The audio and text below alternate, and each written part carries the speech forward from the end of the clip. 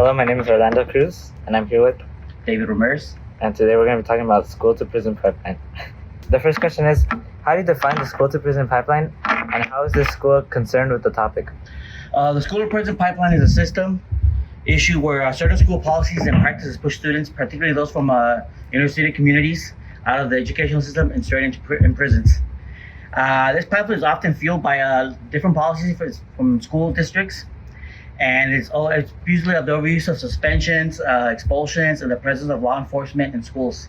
Our schools in our district, in Louisville Unified School District, are deeply concerned about this, and for the last couple of years, even before the pandemic, we know we have a diverse body of students, with most of our students being from African American descent and Latino or Latinx, and usually these students are affected by these policies. That's why we've usually eliminated the use of law officers in our schools. We used to have a contract with the Los Angeles County Sheriff's Department. Now we don't, and we have securities, and we also have decreased the amount of students we expel or suspend from our school systems. And we try to work with parents and students as well as the community to make sure our suspension numbers and expulsion numbers are reduced drastically from the last couple of past years. Excellent.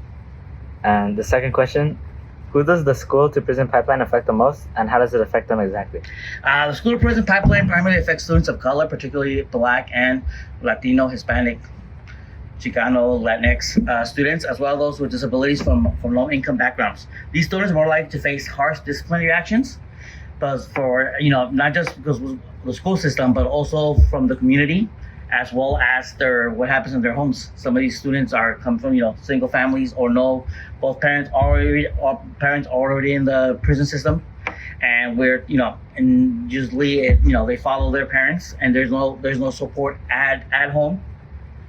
So we try to provide support for these kids in our community, and most of these kids are likelihood to drop out of school, and once they're disengaged in the school system, and these students are at great risk of coming into contact with the juvenile justice system, preparing like a cycle of students from low-income communities going into prison, and coming out of prison, going back to prison, and then being part of the prison pipeline. The third question here is, who benefits the pipeline and how? Usually a lot of people that benefit from the prison pipeline are private prison. In California, unfortunately, we do have prisons, our businesses. And in order for them to stay in business, that means we have to have more people in prison. I'm totally against that. I believe that we should not have private businesses. A lot of research has shown, especially in other states as well as like in Texas, Louisiana, that there's corrupt judges that for small infractions, some of these students are put in prison for 4 or 5 years, and they have quotas to fill.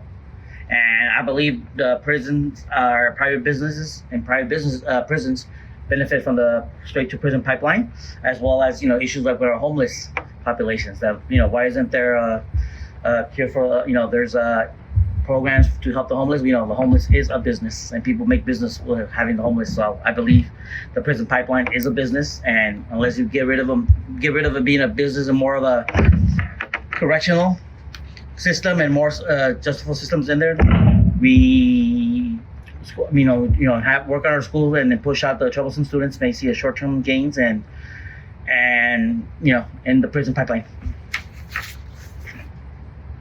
The fourth question, as an educator, what would you say are some common microaggressions experienced in the education system, both towards students and teachers of color?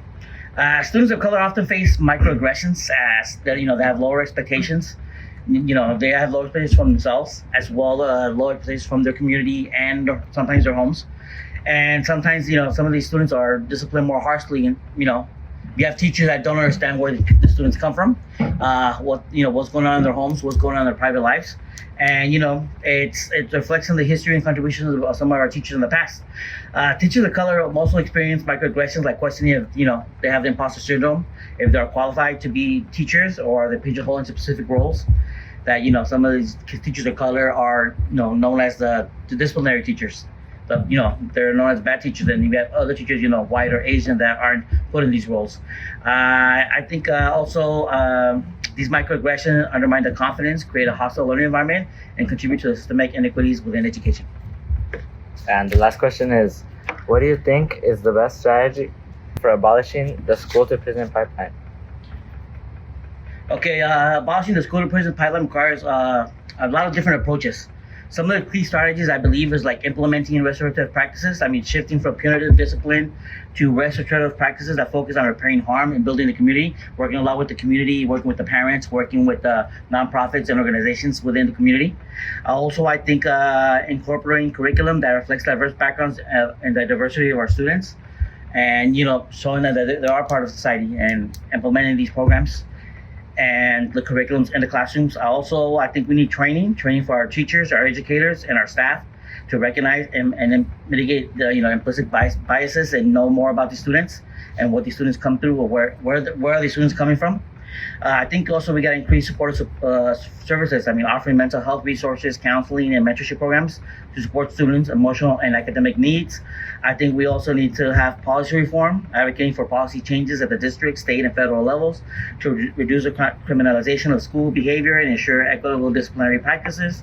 And I think finally we need a lot of the community engagement, involving families and community organizations that surround the school and creating a supportive network for our students. And hopefully, they end up going to college instead of prisons. And that's our goal. Thank you very much for your time.